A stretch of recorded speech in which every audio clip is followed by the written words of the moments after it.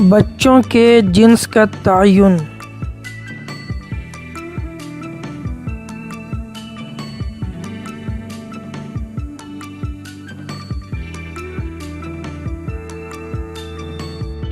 حالیہ دریافتوں سے پہلے یہ سمجھا جاتا تھا کہ بچے کا جنس کا تعین ماں کے کھلیوں سے ہوتا ہے، یا زیادہ سے زیادہ یہ کہ بچے کی جنس نر اور مادہ دونوں کے کھلیوں سے بنتی ہے، مگر قرآن میں ہمیں بالکل مختلف معلومات دی گئی ہیں۔ یہ بیان ہے کہ زنانہ پن یا مردانگی جرثوموں کے کوکھ میں داخل ہونے کے بعد وجود میں آتی ہے، اور یہ کہ اسی نے جوڑا یعنی نر اور مادہ پیدا کیا نطفے سے جبکہ وہ ٹپکایا جاتا ہے۔ جنسیات اور میلیکولر حیاتیات کے ابھرتے ہوئے اصولوں سے قرآن میں دی گئی اس اطلاع کی درستگی پتہ چلتی ہے۔ اب یہ طے شدہ ہے کہ جنس کا تعین نر سے آنے والے جرثومے کرتے ہیں، اور یہ کہ مادہ کا اس عمل میں کوئی کردار نہیں ہوتا ہے۔ جنسوں کے تعین میں کروموزومز بنیادی عنصر ہیں۔ انسانوں میں پائے جانے والے 46 میں سے 2 کروموزومز جنسی کروموزومز کے طور پر پہچانے گئے ہیں۔ یہ 2 کروموزومز نر میں XY اور مادہ میں XX کہلاتے ہیں، کیونکہ ان کی شکل ان حروف سے ملتی ہے۔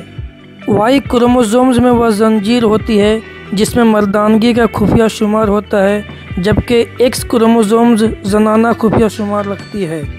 ایک نئے انسان کی تخلیق کا عمل دونوں کروموزومز کے یکجائی سے شروع ہو جاتا ہے، جو نر اور مادہ میں جوڑے کے شکل میں پائے جاتے ہیں، جو مادہ میں تولیدی کے دوران علیحدہ ہوتے ہیں۔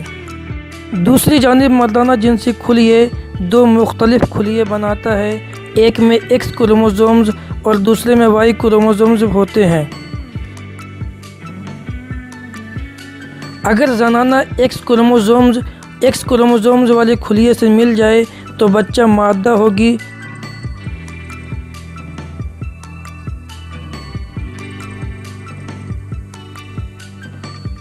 اگر وہ Y کروموزوم والے جرثومے سے ملے تو بچہ نر ہوگا۔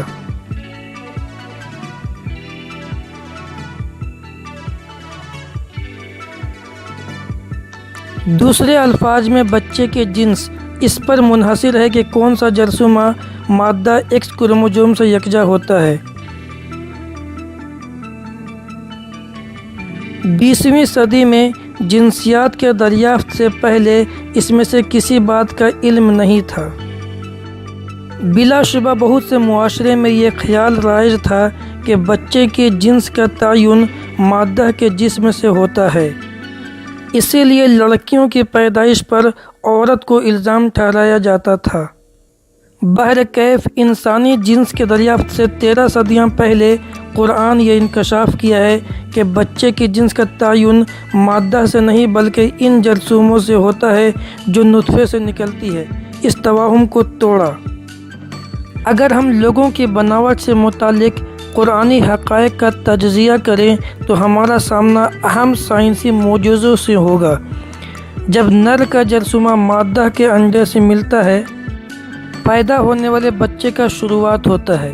یہ واحد خلیہ جو حیاتیات میں زائگوٹ کہلاتا ہے، فوراً تقسیم ہو کر بڑھنا شروع کر دیتا ہے اور بالآخر لوتھڑے کا شکل اختیار کر لیتا ہے۔ یہ زائگوٹ اپنی تیاری کے مراحل بیکار نہیں گزارتا، بلکہ کوکھ سے اس طرح چپک جاتا ہے جیسے وہ جڑ جو زمین سے جڑی ہو۔ اس تعلق کے ذریعے زائگوٹ ماں کے جسم میں وہ تمام ضروری عناصر حاصل کرتا ہے جو اس کی نشو و نما کے لیے ضروری ہے۔ یہاں اس نقطے پر قرآن کا ایک اہم معجزہ منکشف ہوتا ہے۔ ماں کی کوکھ میں زائگوٹ کا حوالہ دیتے ہوئے اللہ نے قرآن پاک میں علقہ کا لفظ استعمال کیا ہے۔ پڑھ اپنے رب کے نام سے جس نے پیدا کیا، جس نے انسان کو خون کے لوتھڑے سے پیدا کیا، پڑھ تیرا رب بڑا کرم والا ہے۔ عربی میں علقہ کا مطلب ایسی چیز ہے جو کسی جگہ سے جم جائے۔ یہ لفظ عام طور پر جونکوں کے لیے استعمال ہوتا ہے جو کسی جسم سے خون چوسنے کے لیے چپک جاتی ہے۔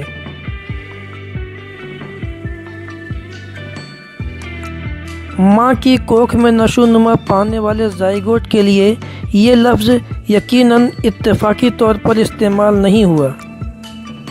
یہ ایک بار پھر ثابت کرتا ہے کہ قرآن اللہ کی طرف سے نازل کی گئی ہے جو تمام جہانوں کا مالک ہے۔